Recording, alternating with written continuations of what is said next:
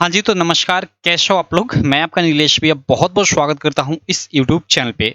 दोस्तों, इस वीडियो में हम लोग सॉल्व करेंगे, जो हम लोग क्लास 10 मैथ का फर्स्ट चैप्टर पढ़ रहे थे, उसकी प्रश्नावली 1.2।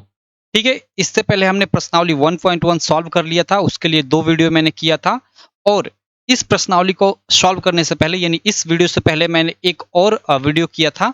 इस प्रश्नावली का जितना भी कॉन्सेप्ट था उसका कॉन्सेप्ट बताया था और साथ ही इस प्रश्नावली के जो भी एग्जाम्पल्स थे आपके बुक में, उनको भी करा दिया है सॉल्व। तो अगर आप अभी तक उस वीडियो को नहीं देखे हैं तो आप ज़रूर देखना, उसको देखना ज़रूरी है क्योंकि उसमें मैंने इस प्रश्नावली से रिलेटेड पूरा का पूरा जो भी कॉन्सेप्ट है बताया हुआ है और साथ ही एग्जाम्पल के क्वेश्चन भी कराया हुआ है।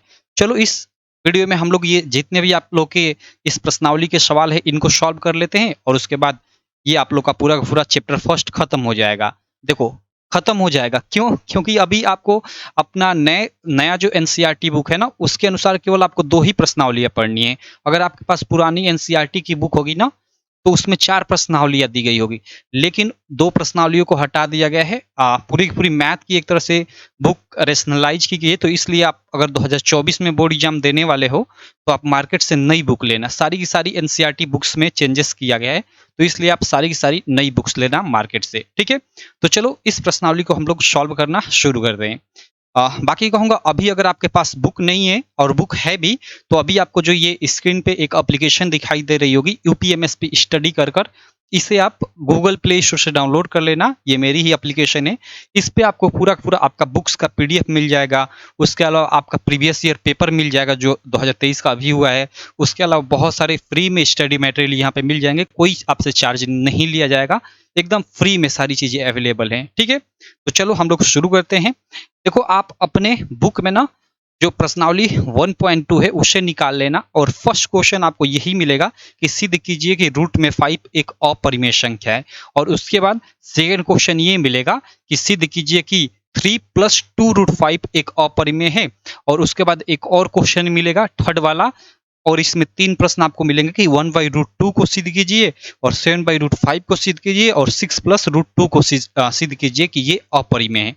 तो इस वीडियो में हम लोग इन सारे क्वेश्चन को प्रूव करेंगे, सारे क्वेश्चन को सिद्ध करेंगे। मैंने आपको कॉन्सेप्ट वाली क्लास में बताया था पिछले वीडियो में, इससे इस चैप्टर का जो कॉन्सेप्ट मैंने बताया हुआ था और साथ में एग्जाम्पल के क्वेश्चन बताया हुआ था, उसमें बताया था कि जैसे आपका रूट में 5 हो गया या फिर रूट में 2 हो गया, रूट में 3 हो गया, ये कुछ अलग लेवल के ये सवाल होते हैं, ये लंबे होते हैं, 4 मार्क के होते हैं। और उसके अलावा जितने भी बचते हैं जैसे 3 प्लस रूट 2 हो गए या यहाँ बीच में माइनस हो जाएगा, ठीक है? या 3 प्लस 2 रूट 2 हो गया या 1/√2 हो गया, ये हल्के सवाल होते हैं, ये 2-2 मार्क के होते हैं, इनको करने में ज़्यादा टाइम नहीं लगता है। और पूरा का पूरा इसमें मैंने 2 आपको थ्योरम भी बताया था। फंडामेंटल थ्योरम ऑफ अरिथमेटिक यानी अंकगणित की आधारभूत प्रमेय और थ्योरम 1.3 यानी प्रमेय 1.3 क्या होती है, ठीक है? पिछले वीडियो में, तो पिछला वीडियो काफी इंपॉर्टेंट है, आप जरूर देखना, ठीक? चलो अब हम लोग इसको सॉल्व करते हैं क्वेश्चन को। पहला क्वेश्चन आप स्क्रीन पे देख सकते हो। मैं लगा देता हूं, आपको अभी यहाँ पे थर्ड वाला दिखाई दे रहा होगा। एक मिनट।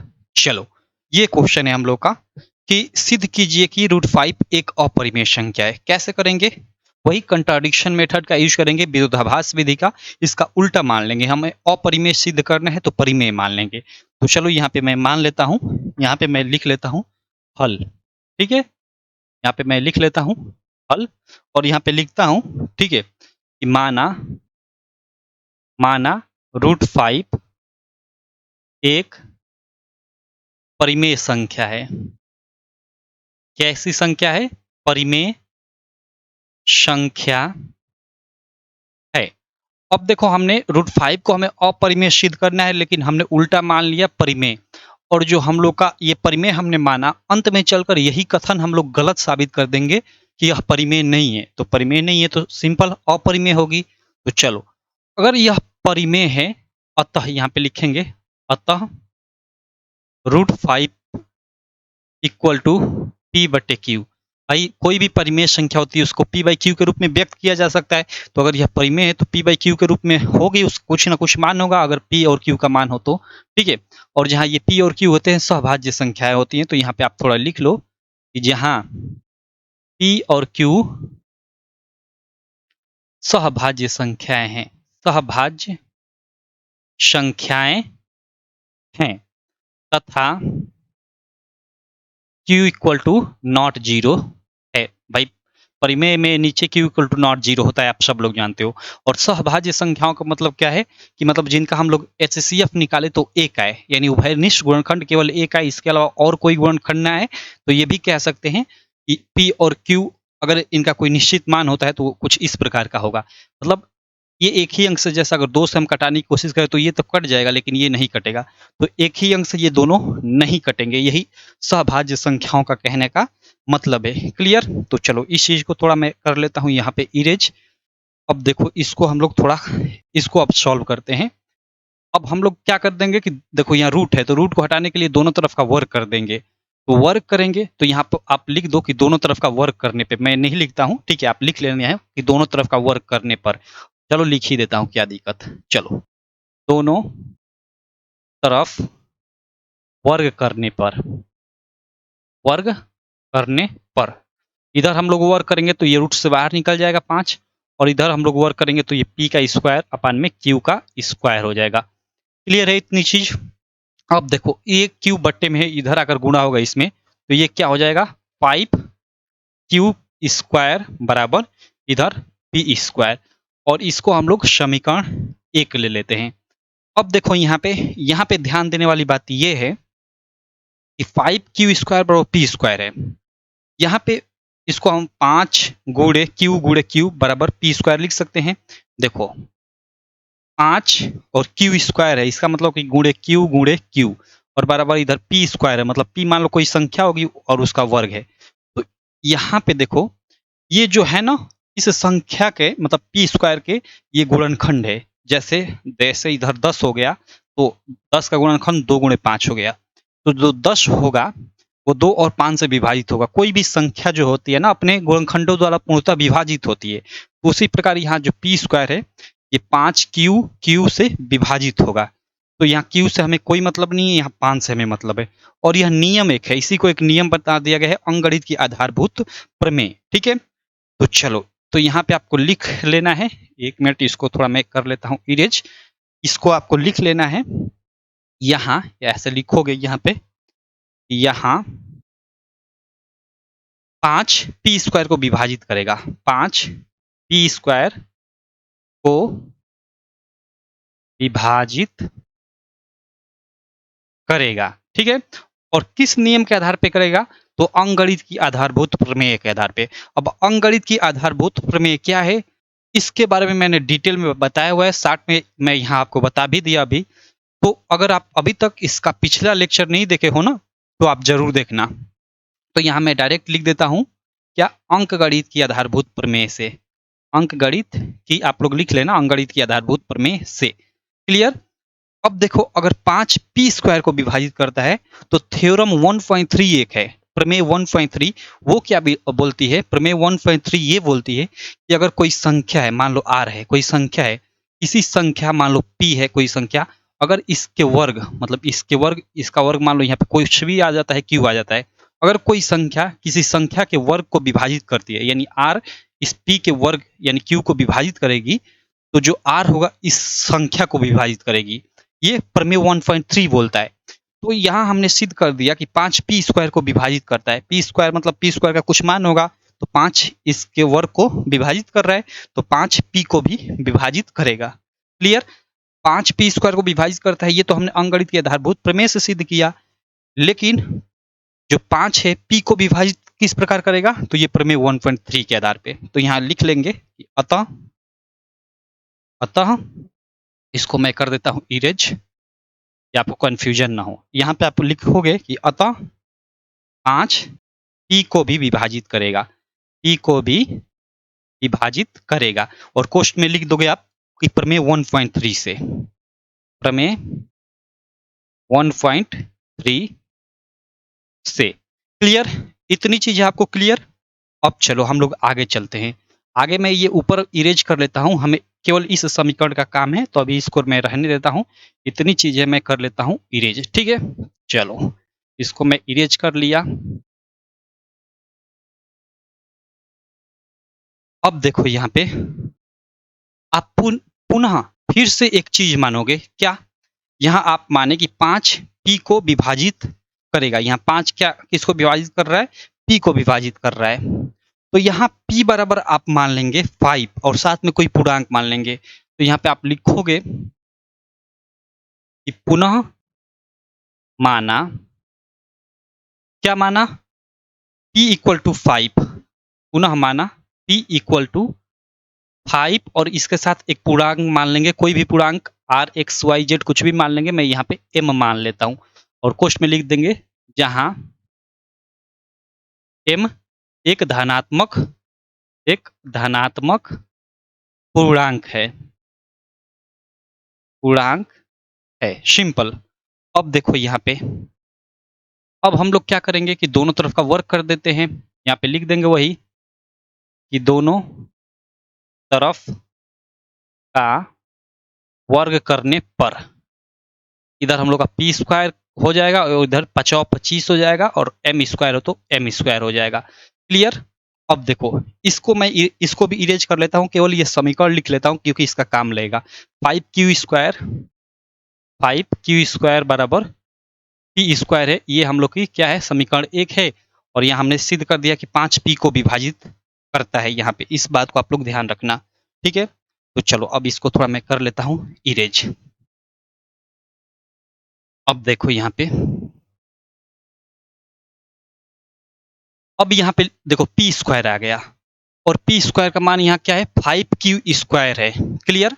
तो समीकरण 1 से हम क्या रखेंगे? इसको हम लोग समीकरण 2 ले लेते हैं।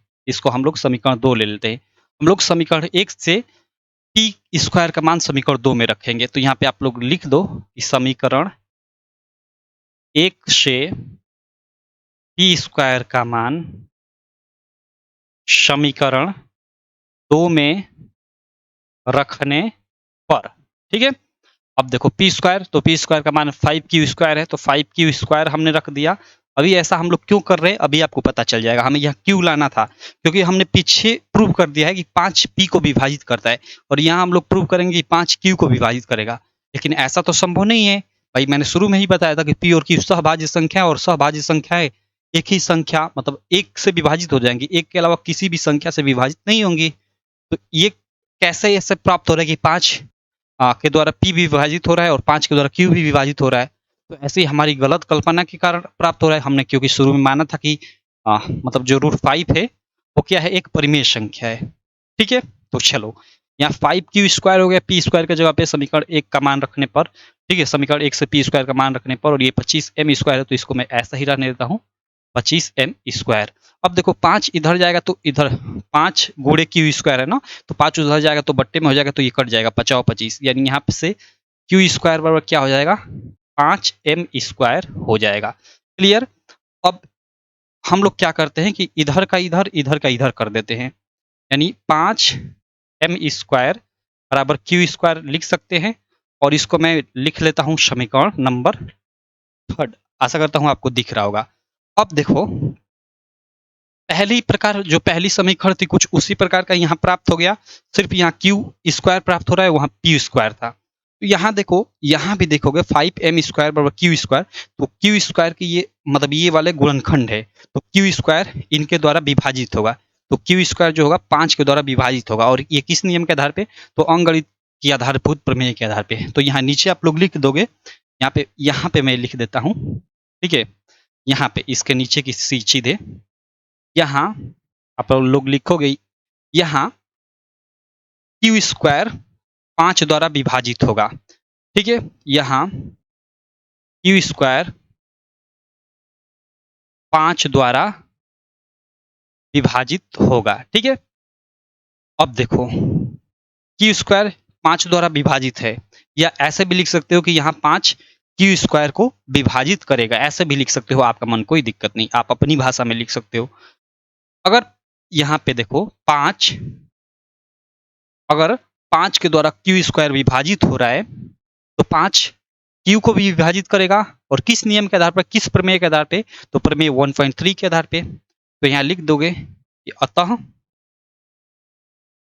5 q को भी विभाजित करेगा, और ये प्रमेय 1.3 के आधार पे होता है। ठीक है। और ये आप लोग इसके आगे लिख दोगे कि अंकगणित की आधारभूत प्रमेय से। क्लियर। अब देखो, हमने ऊपर देखा समीकरण 1 में कि 5 पी को भी विभाजित कर रहा था, और यहां हमने सिद्ध कर दिया कि 5 क्यू को भी विभाजित कर रहा है समीकरण 3 से। लेकिन ऐसा तो संभव नहीं है भाई। 5 भाई पी और क्यू सहभाज्य संख्याएं हैं, यानी एक के अतिरिक्त किसी अन्य संख्या से विभाजित ही नहीं होंगी। तो ऐसी स्थिति हमारे सामने क्यों उत्पन्न हो रही है? तो ऐसी स्थिति हमारी गलत कल्पना के कारण उत्पन्न हो रही है कि जो रूट में 5 है वह एक परिमेय संख्या है। अतः रूट में 5 एक परिमेय संख्या नहीं बल्कि अपरिमेय संख्या है। यहाँ पे नीचे अब एक स्टेटमेंट दे लोगे, ठीक है, और प्रूव वही हो जाएगा। स्टेटमेंट आपको क्या लिखना है? मैं देखो यहाँ पे दोहराता हूँ, मेरी बातों को सुनना। यहाँ पे आप लिखोगे नीचे कि हमने समीकरण 1 में देखा कि, आपको क्या लिखना है? हमने समीकरण 1 में देखा कि 5 पी को विभाजित करता है, और यहाँ हमने समीकरण 3 में देखा कि 5 क्यू को भी विभाजित करता है। लेकिन पी और क्यू सहभाज्य संख्याएं हैं, अतः ये एक के अतिरिक्त किसी अन्य संख्या से विभाजित ही नहीं होंगी। ऐसी ऐसी स्थिति हमारे सामने इसलिए उत्पन्न हो रही है क्योंकि हमने पहले ही गलत कल्पना कर लिया था कि रूट में 5 एक परिमेय संख्या है। अतः रूट में 5 एक परिमेय नहीं बल्कि अपरिमेय संख्या है। ऐसे आप लोग यहाँ स्टेटमेंट दे लोगे। मैंने जैसे बोला वैसे भी लिख सकते हो, बाकी अपने लैंग्वेज में बनाकर भी लिख सकते हो, कोई दिक्कत नहीं है। तो इस प्रकार ये हम लोग का सिद्ध हो गया कि रूट में 5 एक, और मतलब यहाँ स्टेटमेंट देने के बाद प्रूफ लिख दोगे तो सिद्ध हो गया हम लोग का कि जो रूट 5 है एक क्या है? अपरिमेय संख्या है। क्लियर। आशा करता हूँ सारी चीजें यहाँ पे समझ में आ गया होगा आपको। देखो, पहली बार आप सवाल लगाओगे तो आपको दिक्कत होगा, बहुत ज्यादा दिक्कत होगा। हो सकता है आपको मतलब कई जगहों पे आप करो तो स्टेप आप भूल जाओ, लेकिन बार बार एक ही चीज को आप प्रयास करना, निश्चित है आप इसको मतलब एग्जाम आते आते आप एकदम आपके मतलब ये माइंड में छप जाएगा पूरा का पूरा। अभी आप करोगे भूलोगे, करोगे भूलोगे, वो सबके साथ होता है। चलो ठीक है, तो ये क्वेश्चन हो गया। अब इसको मैं इरेज कर लेता हूं और हम लोग नेक्स्ट क्वेश्चन जो है उसको प्रूव करते हैं। अब देखो, जो आगे के क्वेश्चन है उनको प्रूव करने में टाइम नहीं लगेगा, बहुत कम टाइम लगेगा। इस वीडियो में जितना टाइम लगा इतने टाइम में हम लोग उन सारे क्वेश्चन को प्रूव कर लेंगे। तो इसको चलो मैं थोड़ा कर लेता हूँ इरेज, और नेक्स्ट क्वेश्चन हम लोग देखते हैं। अगला अगला देखो, ये है हम लोग का नेक्स्ट क्वेश्चन। क्या है कि सिद्ध कीजिए कि 3 + 2 √5 एक अपरिमेय संख्या है। सिंपल। इसको देखो, इसको कंट्राडिक्शन मेथड के आधार पे नहीं करेंगे, इसको नॉर्मली तरीके से करेंगे। कैसे? अभी देखो, 3 + 2 √5 है, हमें ये सिद्ध करना है। तो परिमेय सिद्ध करना है तो सिंपल इसको, सॉरी अपरिमेय सिद्ध करना है तो वही इसको हम लोग परिमेय मान लेंगे। तो यहाँ पे हम लोग लिखेंगे हल। यहाँ पे मैं लिखता हूँ, इधर और लिख लेता हूँ क्योंकि काफी सारी जगह बच रही है। इधर मैं लिख लेता हूँ हल, और लिखेंगे कि माना कि क्या है संख्या? 3 + 2 √5। तो 3 + 2 √5 एक परिमेय संख्या है, परिमेय संख्या है। क्लियर। अब परिमेय संख्या है, अतः अगर परिमेय संख्या है तो अतः हम कह सकते हैं कि 3 + 2 √5 इक्वल टू, ये बराबर होगा P/Q के। और जहाँ P और Q आप लोग लिख लेना यहाँ पे, जहाँ P और Q सहभाज्य संख्याएं हैं और Q = 0 है, ऐसे आप यहाँ पे लिख देना। अब देखो आगे देखते हैं हम लोग। अब यहाँ पे हमें क्या करना है कि एक तरफ परिमेय संख्याओं को कर देना है, एक तरफ अपरिमेय संख्याओं को। जैसे हम लोग जानते हैं कि √5 एक अपरिमेय संख्या होती है, तो हम लोग एक तरफ परिमेय को कर देंगे और एक तरफ अपरिमेय को, और बीच में बराबर रहेगा। तो भाई एक परिमेय और अपरिमेय संख्याएं आपस में बराबर तो हो ही नहीं सकती कभी।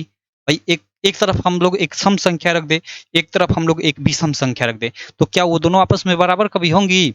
नहीं होंगी। हाँ, हालांकि उसमें स्थिति आ सकती है, उसमें कट पीट कर हो सकता है अगर हम लोग अलग अलग मतलब चीजों में रखें, लेकिन यहाँ पे ऐसा नहीं होगा। तो चलो हम लोग करते हैं। यहाँ हम लोग 3 और 2 को किसी तरह इस P और Q के साथ लेते हैं। तो इधर देखो, 3 को उधर ले जाएंगे तो माइनस हो जाएगा, तो इसको मैं अभी यहीं पे रहने देता हूँ। 2 √5 बराबर, ये P/Q है तो P/Q, और 3 इधर देखो आगे कुछ नहीं चिन्ह है, मतलब प्लस का चिन्ह है, उधर जाएगा तो -3 हो जाएगा। अब देखो ये 2 √5 बराबर क्या हो जाएगा? ये P - 3 बटे में क्यू हो जाएगा। ठीक है, इसको हमने पी बटे क्यू में से -3 को हमने घटा लिया है, सॉरी 3q यहाँ पे हो जाएगा। देखो p -3q बटे q हो जाएगा। क्लियर। अब देखो यहाँ पे, यहाँ 2√5 है, 2√5 लिखने का मतलब कि 2 गुणे √5 ये होता है। ठीक है, तो यहाँ 2 गुणा में है तो उधर जाकर भाग हो जाएगा। ठीक है, तो √5 इक्वल टू क्या हो जाएगा, √5 इक्वल टू हो जाएगा p -3q बट्टे में, इधर गुणा है तो उधर जाकर भाग यानी नीचे बट्टे में आ जाएगा, तो 2q हो जाएगा। अब देखो यहाँ पे √5 क्या है हम लोग की, जो √5 है यहाँ पे एक अपरिमेय संख्या है। और देखो p और q का कोई निश्चित मान हो, क्योंकि ये पूर्णांक है तो कुछ ना कुछ इनका मान होगा, जैसे 6 और 7। तो अगर 6 और 7 मान हो तो यहाँ रख कर इसको सॉल्व करेंगे तो कोई ना कोई एक परिमेय संख्या ही प्राप्त होगी। तो इधर अपरिमेय हो गई और इधर परिमेय हो गई। अगर इधर परिमेय है और इसके बराबर इधर ये संख्या है तो ये डिनोट होता है कि √5 भी एक परिमेय है, क्योंकि एक ही प्रकार की दो संख्याएं आपस में बराबर हो सकती हैं। तो ऐसी स्थिति हमारे सामने क्यों उत्पन्न हो रही है? ऐसी स्थिति हमारे सामने इस कारण उत्पन्न हो रही है क्योंकि हमने यहाँ गलत कल्पना कर लिया था पहले ही कि यह क्या है, एक परिमेय संख्या है। अतः यह परिमेय संख्या नहीं है बल्कि एक अपरिमेय संख्या है। यहाँ नीचे हम लोग स्टेटमेंट दे देंगे। तो स्टेटमेंट आप कई तरीकों से दे सकते हो, मैं एक यहाँ बोल देता हूँ। आप क्या लिखोगे नीचे, यहाँ एक अपरिमेय संख्या मतलब √5 एक परिमेय संख्या के बराबर है जो संभव नहीं है। ऐसी स्थिति हमारी गलत कल्पना के कारण उत्पन्न हो रही है कि 3 + 2 √5 एक परिमेय संख्या है, अतः 3 + 2 √5 एक अपरिमेय संख्या है। काम खत्म हो गया, प्रूव हो गया। नीचे आप आगे लिख दोगे प्रूव, काम खत्म हो गया ये क्वेश्चन। तो ऐसे आपको करना है। ठीक, तो आशा करता हूँ ये क्वेश्चन भी आपको समझ में आ गया होगा। चलो, अगर कोई भी डाउट रह जाता है तो आप कमेंट करना, ठीक है। और साथ ही वीडियो को भी आप दोबारा देख लेना पीछे कर तो आपको समझ में आ जाएगा। अब यहाँ पे आगे चलते हैं, अगला क्वेश्चन हम लोग देखते हैं अगला क्वेश्चन क्या है और उसको हम लोग प्रूव करते हैं। ओके, अगला क्वेश्चन तो थर्ड वाला होगा ना। हाँ, सेकंड के बाद थर्ड। देखो ये थर्ड क्वेश्चन है और इसमें 3 थे क्वेश्चन हमें प्रूव करना है। फर्स्ट 1/√2, 7 √5 और थर्ड 6 + √2। यही जो हमने पिछला क्वेश्चन किया, इसी प्रकार से इन तीनों को भी हम लोग करेंगे। चलो कर लेते हैं फटाक फटाक, ज्यादा टाइम नहीं लगेगा। 1/√2 है तो वही हम लोग मान लेंगे कि माना कि 1/√2 एक परिमेय संख्या है, एक परिमेय संख्या है। ठीक है, अगर परिमेय है तो भाई यहाँ पे लिख सकते हैं कि अतः 1/√2 बराबर p/q। और जहां आप लोग यहाँ पे लिख लेना कि जहां p और q सहभाज्य संख्या हैं और q = नॉट 0 है, ऐसे आप लोग यहाँ स्टेटमेंट ये लिख लेना। ठीक, अब देखो इधर देखो ये √2 है, एक है ये √2 को हम लोग साइड में एक तरफ करते हैं। तो देखो अगर मैं q से इधर गुणा करता हूँ, ये मतलब दोनों बीच में बराबर है और बट्टे में है तो तिर्यक गुणा हो जाता है। तो ये इधर गुणा होगा तो ये q हो जाएगा और बराबर ये उधर गुणा होगा तो √2 और बाहर आपका p, या इधर भी हो सकता है, इधर भी हम लोग लिख सकते हैं, कोई दिक्कत नहीं। इसका मतलब p गुणे √2 हो गया। ठीक, अब देखो इस p को इधर हम लोग लाते हैं क्योंकि p √2 है मतलब इधर गुणा है तो इधर आकर बट्टा हो जाएगा। तो q बट्टे में ये p हो गया और बराबर इधर √2 हो गया। तो भाई हम लोग का चाहे p/q हो, यानी p का मान अगर 6 हो और q का मान 7 हो, तो चाहे p/q हो या q/p हो यानी 7/6 हो, ये तो परिमेय ही होगा। सिंपल, उसको हम लोग बदल दे, उससे मतलब नहीं है। तो यहाँ q/p किस चीज को डिनोट करता है, एक परिमेय संख्या को डिनोट करेगा और यह एक अपरिमेय संख्या को डिनोट करता है। अगर भाई यह परिमेय संख्या को डिनोट करेगा तो इसके बराबर में इधर परिमेय संख्या ही होगी। तो इधर बराबर में ये चीज है तो यहाँ पे ये स्थिति आ रही है कि यह परिमेय संख्या है, लेकिन वास्तव में तो ये परिमेय नहीं है। ये हमारी गलत कल्पना के कारण उत्पन्न हो रहा है कि 1/2 एक परिमेय है। तो बस यहाँ पे वही सिंपल सा स्टेटमेंट दे देंगे यहाँ पे कि यहाँ एक परिमेय संख्या अपरिमेय संख्या के बराबर है। ऐसी स्थिति हमारे सामने इस कारण उत्पन्न हो रही है क्योंकि हमने गलत कल्पना कर लिया था कि 1/2 एक परिमेय संख्या है, अतः 1/2 एक परिमेय संख्या नहीं बल्कि अपरिमेय संख्या है। काम खत्म। ठीक है, तो ये क्वेश्चन भी हो गया। सेम उसी तरह ये सेकंड वाला क्वेश्चन भी कर लेते हैं। चलो यहाँ पे सेकंड क्वेश्चन भी हम लोग कर लेते हैं। इसको थोड़ा मैं कर लेता हूँ इरेज।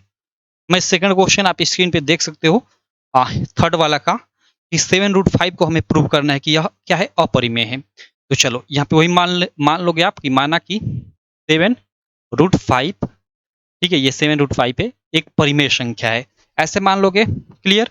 अगर ये 7√5 एक परिमेय संख्या है तो यहाँ पर लिखोगे कि अतः 7√5 इक्वल टू पी बटे क्यू, क्योंकि परिमेय संख्या को हम पी बटे क्यू के रूप में व्यक्त कर सकते हैं। और जहां आप लोग लिख लेना कि जहां पी और क्यू सहभाज्य संख्या है और क्यू इक्वल टू नॉट 0 है, ऐसे लिख लेना।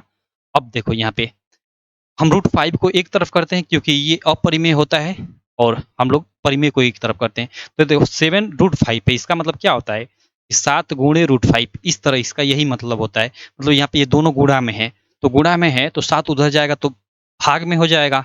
तो √5 इक्वल टू क्या हो जाएगा, पी बटे में 7q। ठीक है, इधर ये आकर भाग में हो गया क्योंकि यहाँ गुणा है। ठीक, भाग में मतलब वही बट्टा हो गया। अब देखो यहाँ बस हो गया, काम खत्म। यहाँ देखो ये क्या है, ये एक परिमेय संख्या को डिनोट करता है, और परिमेय संख्या के बराबर ये √5 है। √5 तो भाई अपरिमेय होता है, और यह यहाँ पे आ रहा है कि अपरिमेय के बराबर है, यानी ये परिमेय संख्या है। तो ऐसी स्थिति हमारे सामने क्यों उत्पन्न हो रही है? ऐसी स्थिति हमारी गलत कल्पना के कारण उत्पन्न हो रही है कि 7√5 एक परिमेय संख्या है। इसलिए हम लोग कह सकते हैं 7√5 एक परिमेय संख्या नहीं बल्कि अपरिमेय संख्या है। तो यहाँ आप वही सेम यहाँ पे स्टेटमेंट यहाँ पे लिख दोगे कि यहाँ एक परिमेय संख्या अपरिमेय संख्या के बराबर है। ऐसी स्थिति हमारे सामने इस कारण उत्पन्न हो रही है क्योंकि हमने गलत कल्पना कर लिया था कि 7√5 एक परिमेय संख्या है। अतः 7√5 एक परिमेय संख्या नहीं बल्कि अपरिमेय संख्या है। काम खत्म। और स्टेटमेंट लिखने के बाद नीचे वही लिख दोगे, प्रूव्ड। आपका 2 मार्क में ये सवाल आता है एग्जाम में। क्लियर? देखो कितना आसान है। अब चलो हम लोग इसका अगला क्वेश्चन, वो भी आसान है, अगले वाले को कर लेते हैं। तो यहाँ फिर मैं इन चीजों को थोड़ा इरेज कर लेता हूँ और अगला वाला क्वेश्चन करते हैं, और इस प्रकार हम लोग की ये प्रश्नावली समाप्त हो जाती है। अब कहोगे कि इसके बाद हम लोग क्या करेंगे? तो देखो इस प्रश्नावली के बाद मतलब ये आपका चैप्टर की सारी प्रश्नावलियां समाप्त हो जाएंगी क्योंकि केवल 2 प्रश्नावलियां हैं। इसके बाद अभी जो 2023 का पेपर हुआ है ना, उस पेपर में जितने भी इस चैप्टर से ऑब्जेक्टिव क्वेश्चन आए थे, उन सारे ऑब्जेक्टिव क्वेश्चन को मैं सॉल्व कराऊंगा, क्योंकि आप जानते हो कि आपके एग्जाम में ऑब्जेक्टिव क्वेश्चन भर भर कर आ रहे हैं। तो उन ऑब्जेक्टिव क्वेश्चन को कराऊंगा और ऑब्जेक्टिव उनको भी कराऊंगा, और साथ में मैं कुछ अपने तरफ से क्वेश्चन बनाकर उसमें ऐड कर दूंगा। ठीक है, मतलब जो रिलेवेंट हो आपके एग्जाम में आ सके वैसे क्वेश्चन, ऐसा नहीं कि मैं अलग क्वेश्चन करा दूं आपके एग्जाम में ना आए, ऐसा नहीं है। ठीक, तो चलो, तो इसके बाद एक और वीडियो होगी, उसके बाद हम लोग सेकेंड चैप्टर पे चलेंगे। चलो, तो हमें 6 प्लस √2 को हमें प्रूव करना है। यह एक अपरिमेय संख्या है। कैसे प्रूव करेंगे? चलो यहाँ पे सबसे पहले वही मान लेंगे। यहाँ पे लिख लेता हूं मैं, 1 मिनट। माना कि 6 प्लस √2, इसको याद रखना। माना कि 6 प्लस √2 एक परिमेय संख्या है, ऐसे ही मान लेंगे। अतः यहाँ पे लिखेंगे अतः, अगर एक परिमेय संख्या है अतः 6 प्लस √2 बराबर हम लोग का पी बटे क्यू, इस तरह हम लोग लिख सकते हैं। और यहाँ लिख सकते हैं कि जहाँ पी और क्यू सहभाज्य संख्या है और क्यू इक्वल टू नॉट 0 है, ऐसे आप लोग लिख लेना। अब देखो हम √2 को जानते हैं कि एक अपरिमेय संख्या होती है, तो इसको हम लोग साइड में करते हैं और परिमेय संख्याओं को साइड में करते हैं। तो ये √2 इक्वल टू क्या हो जाएगा, ये 6 को उधर ले जाएंगे। ठीक है, ये 6 है। ठीक है, तो 6 उधर जाकर माइनस हो जाएगा, यानी पी बटे क्यू माइनस 6 हो जाएगा। अब देखो या √2 बराबर क्या हो जाएगा, ये देखो घटेगा तो p माइनस 6 क्यू बटे में क्यू हो जाएगा। अब यह भाई एक परिमेय संख्या को डिनोट करता है। अगर ये परिमेय संख्या को डिनोट करता है तो इसके बराबर में भी तो इधर परिमेय संख्या होगी, लेकिन वास्तव में तो ये अपरिमेय है। तो भैया यहाँ अपरिमेय के बराबर परिमेय आ रहा है, और ऐसा संभव नहीं है। ऐसा तो बिल्कुल संभव नहीं है। तो ऐसा संभव नहीं है तो ये क्यों आ रहा है? तो ये भाई हमारी गलत कल्पना के कारण यहाँ पे आ रहा है कि ये एक परिमेय संख्या है। अतः बोल सकते हैं यह एक परिमेय संख्या नहीं बल्कि अपरिमेय संख्या है। तो यहाँ आप एक छोटा सा नीचे स्टेटमेंट दोगे कि यहाँ एक अपरिमेय संख्या परिमेय संख्या के बराबर आ रहा है, लेकिन ऐसा संभव नहीं है। ऐसी स्थिति हमारे सामने इस कारण उत्पन्न हो रही है क्योंकि हमने पहले ही गलत कल्पना कर लिया था कि 6 प्लस √2 एक परिमेय संख्या है। अतः 6 प्लस √2 एक परिमेय संख्या नहीं बल्कि अपरिमेय संख्या है। काम खत्म। ऐसे लिखकर और प्रूव्ड लिख दोगे, बस आपका हो गया, ये भी प्रूव हो गया। तो इस प्रकार हमने ये पूरी की पूरी प्रश्नावली समाप्त कर ली। हाँ, पूरी की पूरी हमने प्रश्नावली समाप्त कर ली। ये तो हम लोग का फर्स्ट ही क्वेश्चन है। चलो कोई दिक्कत नहीं। तो आशा करता हूँ आपको एकदम से सारी चीज़ें अच्छे से समझ में आ गई होंगी, सारी चीज़ें क्लियर हो गई होंगी। देखो, थोड़ा-थोड़ा तो डाउट रहेगा आपको, वो तब तक आप इसका प्रैक्टिस नहीं करते हो बहुत ज़्यादा ना, वो थोड़ा-थोड़ा तो डाउट रहेगा। वो सबके साथ ऐसा होता है। लेकिन आप जैसे-जैसे प्रैक्टिस करते हो, बार-बार इसी क्वेश्चन को लगाते हो, तो वो आपके माइंड में बैठ जाएगा और फिर उसको आप आसानी से मतलब बिल्कुल मेरे जैसा लगाने लगोगे तेज़ी से, ठीक है? चलो, तो बस इस वीडियो में हम रहने देते हैं इतना ही। बाकी कहूँगा अगर अभी तक आप ये एप्लीकेशन नहीं डाउनलोड किए हो, यूपीएमएसपी स्टडी कर है, तो आप इसे गूगल प्ले स्टोर से डाउनलोड कर लेना। आपके स्टडी में ये काफ़ी आपकी हेल्प करेगा। बाकी मैं यहाँ पे बहुत सारी चीज़ें अभी ऐड कर रहा हूँ। बहुत सारे नोट्स हर सब्जेक्ट के यहाँ पे ऐड कर दूँगा, आगे आने वाले समय में, ठीक है? तो चलो मैं रहने देता हूँ इस वीडियो में इतना ही। बाकी अपने सारे दोस्तों के साथ इस वीडियो को ज़रूर शेयर करना यार, क्योंकि यार देखो वीडियो बनाने में काफ़ी मेहनत लगती है और जो भी मैं ये वीडियो बना रहा हूँ ना, समझो कि एक मिशन के तौर पे ऐसे बना रहा हूँ ना कि हमेशा के लिए काम आए बच्चों का। अगर अगले साल या उससे अगले साल के भी स्टूडेंट देखें, तो ये सबके लिए काम आए। देखो इसमें मैं बारीकी से एक-एक कॉन्सेप्ट को डील कर रहा हूँ। ऐसा नहीं कि मैं बस उड़ाते चल रहा हूँ फोरम की तरह प्रश्नावलियाँ मैं देख रहा हूँ बहुत सारे लोगों को बस वो प्रश्नावलियाँ 1.1, 1.2, 1. मतलब प्रश्नावली या चैप्टर खत्म करने में लगे हैं। भाई ऐसे नहीं होता है। अच्छे से चीज़ों को पढ़ा जाता है, अच्छे से चीज़ों को पढ़ोगे तभी वो आपके माइंड में रहेगा, नहीं तो आप उसका पढ़ने का कोई मतलब ही नहीं हुआ अगर अच्छे से नहीं पढ़ते हो, ये ऊपर-ऊपर तेज़ी से एकदम पढ़ते हो तो, ठीक है? तो चलो अ, बस कोई दिक्कत नहीं।